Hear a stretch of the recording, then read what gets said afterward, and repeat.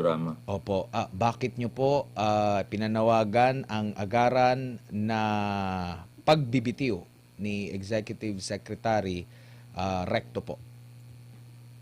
Well, ang pananawagan yan dahil sa long history ng mga wrong policies ng mga anti-people at saka anti-health. Personal namin siyang nakilala noong 2012 doon sa Syntax Law of 2012. Kasi ang utos sa amin noon ni President Aquino during the time nung buhay siya at saka ng mga advocates, mga economists at lahat ng gabinete na ipasa yung syntax para magkaroon na mataas na buwis para sa tobacco at alcohol. At ang perang yan, na bilyon-bilyon, ay pupunta sa universal healthcare na napirmahan ni President Duterte ng 2019. Nung meeting na yun, October 2012, kami ni na Dr. Abunjo Balgos, isang pulmonologist, Dr. Tony Dance, Dr. Gina Nazareth, Dr. Maricar Limpin, pumunta ng alas 10 ng umaga sa opisina ni Senator Ralph Recto na chairman ng Ways and Means Committee. Sa maniwala kahit sa hindi, at 10 o'clock in the morning umiinom ng alak at naninigarilyo. Ang turing namin ay 60 billion pero binaba niya sa 15 billion lang. At yan ang nilalabi ng tobacco company. Ang tobacco company na yan ay nasa Batangas. So, paglabas namin ng kwarto, dismayado, hindi pa nga nakita dito ang picture ni Secretary Cabral kasi umalis na siya. Nag-thumbs down sign kami at yun yung nag-viral. The next day, natanggal siya, pinalitan siya ni Senator Frank Drilon. At napirmahan ang landmark na syntax law, kaya tayo nagtatamasa ng pera para sa PhilHealth, billion-billion. Ngayon, 2005, under President GMA, siya ang main author ng expanded value-added tax. From 10%, ginawa niyang 12%. At yun ang nagpatalo sa kanya sa Senado ng 2007. Now, nung siya ay naging Finance Secretary, ang ginawa nila ay inayos sa Kongreso ng Deputy Speaker siya. At pag-upo niya ng January of 2025, nagkaroon siya ng circular na pinalilipat ang pondo daw na excess na 60 billion. At tahimik pa yon, buti na lang may mga officials ng PhilHealth na binigay in tranches. At hindi pa nakinig yan, nag-hearing nun doon ho sa Senate Health Committee na pinangungunahan nun ni Senator Bongo. Hindi pa tuminag yon kasi first meeting yun at birthday ko yun, July 30. Nakakuha na sila ng mahigit na 40 billion until nag-TRO, oral arguments, at kalalabas December 5. Talo po sila, unconstitutional yung paglipat ni Secretary Recto. So, may plunder charges sa kanya, alleged dahil sa technical malversation against Secretary Recto and Emmanuel Ledesma. Ngayon, in 2025, DOF Secretary siya, ngayon executive. Akalain mo zero ang budget for 2025. Di ba? At ibig sabihin, wala talagang mapapala tayo kasi kung ang PhilHealth ay zero, hindi natin ine-expect na magkaka-universal healthcare. Tapos maraming okasyon na siya ay nagbe-vape din sa loob ng opisina. I think mayroong pictures na kumalat dyan. Nakausap niya yung mga mayors for good governance. In the picture were Mayor Magalong and Mayor Joy Belmonte. So, ang tingin namin, ng mga doktor, tahimik yung iba, kasi siyempre, executive secretary, member ng board ng PhilHealth dahil finance. Hindi ka lang mabayaran dyan. Ang mga hospital natin, ba'y malulugi kasi nag-a-amortize sila. So, iba takot lang, hindi magsabi. Ngayon, ang sukdo lang ginawa, yung hindi bigyan tayo ng suspension para sa sa excise tax sa diesel at gasoline. Kasi binigay lang LPG at kerosene. Tapos yung maraming nananawagan na i-enumerate natin para sa value added tax reduction sa 12 to 10%. Kasi tayo ang pinakamataas sa Asia eh. Ang una nagtawag niya si Congressman Leandro Libiste. Sinunggundahan na ni uh, Senator Lauren Legarda. Si Congressman Miro Kimbo, pumapayag na rin siya para sa gasoline at saka sa diesel. Si Senator Bam Aquino, do hindi sinasabi niya na related to Senator Recto, nagpapatawag na rin ng pagbaba. Si Congressman Chel Jokno, si may panukala sa upper chamber si Erwin Tulfo, Senator Erwin Tulfo. Kung mapapansin mo, hindi na to party lines eh. Hindi na to BBM ka, Didi. Ito yung mga halo na mga tao.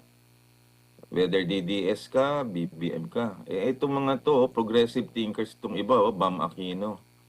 Na nagtatawag na Chel joke. No? Ibig sabihin, hindi na to party line. Ito'y sigaw na ng mga taong bayan. At kanina, nasa convention kami ng mga doktor. Lahat ay nagsasabi tahimik lang. Kasi takot. Ngayon, pag tayo natakot at ang close advisor to the president ay binibigyan ng wrong advice, hindi tama yun. Hindi pa naman siya confirm, acting secretary pa yan. At ang balita natin, ayaw pa mag-submit for the Committee on Appointments kasi hindi ka pwede kung meron kang alleged plunder cases na dalawang grupo ang nag-offer niyan. Bakit natin gusto siya matanggal? Kasi alam natin ang value added tax, hindi yan ma-approve kung hindi isa sa batas.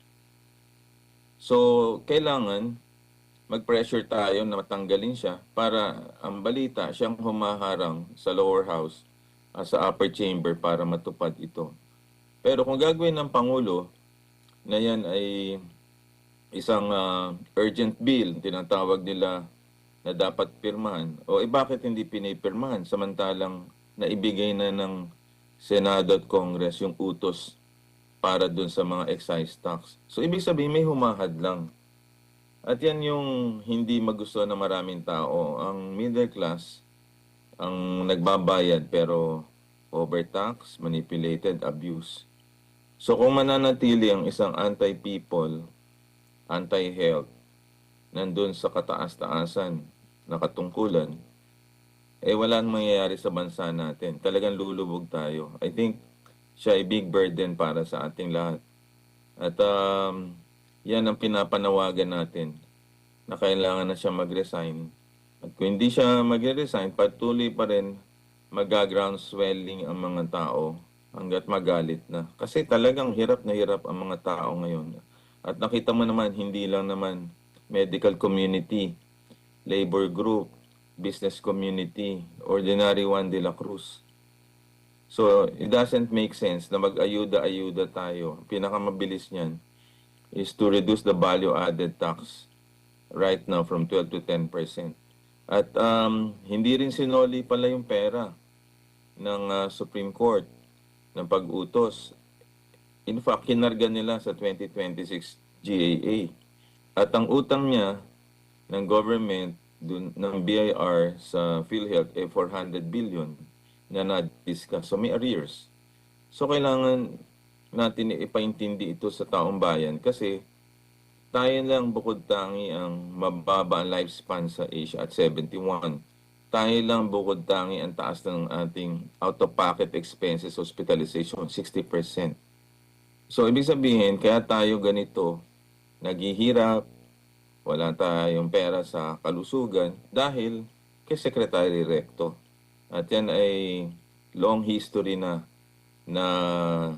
talagang hinaharap natin. Kung hindi siya mag-resign, patuloy na maghihirap ang tao 2 taon pa. So, ibig mo sabihin, habang may energy crisis, walang gagawin tayo. Dapat pag-resignin natin para makapili ng tamang kandidat, ng tamang cabinet secretary, executive secretary, na magtuturo kay President Marcos na gawin yung tama para sa tao. Eh ngayon, massive yung calls. Kita mo naman, laging viral pagka sinasabing mag-resign siya. Eh ayaw mag-resign eh. So, mangyayari nito, ang mga tao dissatisfied with the current administration because of the executive secretary advising the president on wrong policies na I would say anti-people, anti-health, at saka anti-social service ng mga tao. Opo. Doc, so nakikita nyo po na sa krisis na kinakaharap ngayon ng ating bansa, dala po ng gulo sa gitnang silangan, maaring mas may maganda pa tayong performance kung hindi or wala dyan ang kasalukuyang executive secretary ngayon. Yes, kasi lumalabas, siya ang little president eh. Kung makikita mo, meron din siyang website na nagpapamiting ng iba't ibang sangay. Hindi na ang Pangulo eh. Dahil nagkasakit ang Pangulo, ang naatasang gumanap na parang little president eh siya. Hindi naman siya elected person eh. Hindi siya elected public official. Because of the sickness of the president, siya nang gumaganap doon. Eh, kaya nagkakawindang-windang tayo. Makikita mo naman sa kanyang website parang siya ang pangulo ng bansa eh. Ito nga ang pagdidistribute ng bigas dito sa Batangas merong patatak na Office of the Executive Secretary. Kailan naman naging ganun? Namimigay ka lang ng bigas kailangan pa yung magtatak pa sa bigas. So, hindi katanggap-tanggap yung ganito na naglilid sa atin because of the current sickness of the president, though the president is getting well, pero makikita mo, siya ang talagang little president ngayon. So, should we allow somebody na anti-people, anti-health, and then taxing the Filipino people, manipulated, transferring budget from PhilHealth? I don't think it's correct. Kaya we're actually calling right now for the resignation of Executive Secretary Recto. Opo. Para naman ang bansang Pilipinas ay umunlad. Habang may energy crisis, ma-relieve naman tayo of the difficulties and hardships. Opo. Bago lang si partner MJ, yung kanyang posisyon na ngayon, after niya maging mambabatas po, dadaan po sa Commission on Appointments. Nasubukan nyo rin po ba, kasama ng mga kasamahan nyo po, na ma-erase up ito po sa Commission on Appointments? Kasi nagano siya Department of Finance, tapos naging Executive Secretary, lahat subject ata ng Commission on Appointments po, Doc. Yes, kung magkakaroon ng hearing sa Committee on Appointment, ako willing mag-testify yon against the appointment of Secretary Recto. Kasi medyo mahaba yung history ng pagkakaalam ko sa kanyang reputasyon, at kanyang character. I think it's about time to unveil kung ano talaga yung character. Kasi 2 taon pa yan tinitingnan ko. 2 taon maghihirap ang taong bayan. So we need really to address that. I think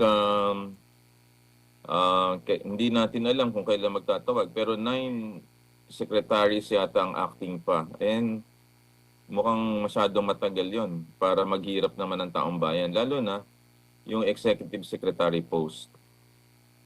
Opo, Doc, si MJ po ito. Sir, kayo po ay veteranong doktor. Kung inyo pong i-general check-up ang bansang Pilipinas, anong problema, sir, na nakikita po ninyo? Well, ang unang-unang problema, leadership, governance, saka corruption. At saka poor execution ng mga plano. Yan ang problema natin. Liderato ang problema, governance ang problema, corruption, at saka execution ng mga programa. At kung ang leaders natin mahina, mabagal, at ang interest ng mga tao hindi iniisip, talagang sasadlak talaga tayo sa putikan. Yan ang nakikita ko. Yan ang pinakamalaking problema natin. Opo.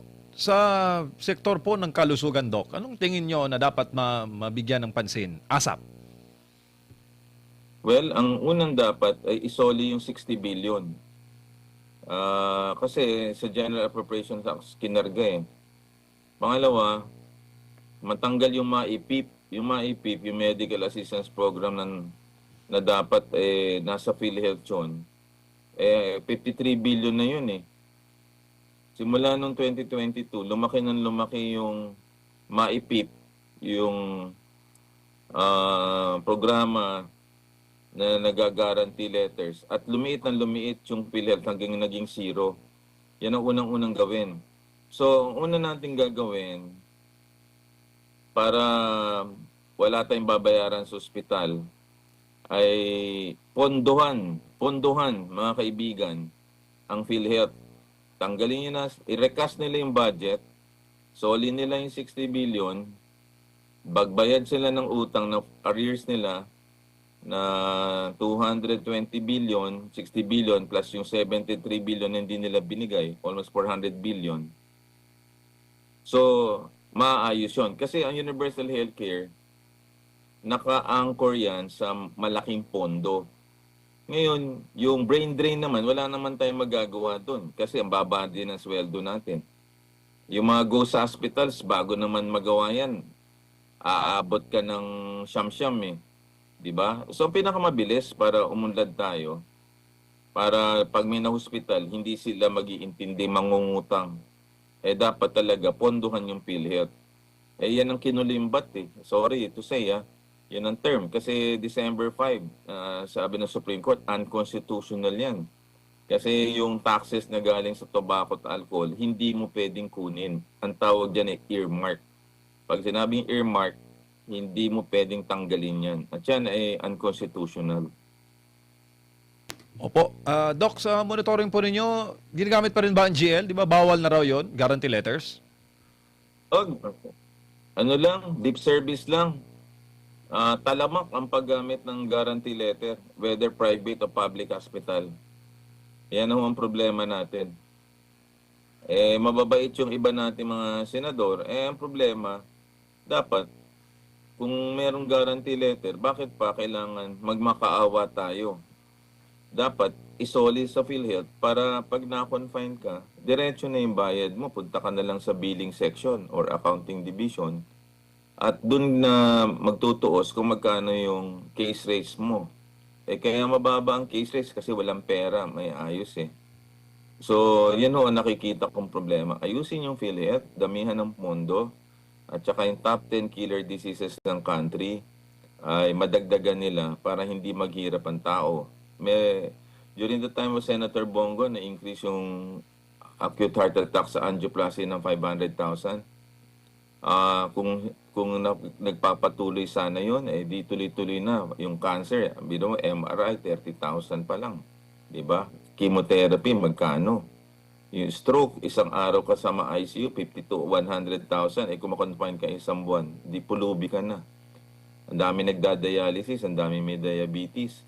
Pneumonia nga, hindi tayo makapagbakuna. Ang baba ng vaccination rate natin. Kasi napapanis lang sa Department of Health. Isa pa yan ang problema natin. Di ba? So, ang daming problema natin. Pero ang pinaka-problema talaga natin sa ngayon ay ang Executive Secretary kasi siya ang nagkukumpas sa lahat ng Cabinet Secretaries natin.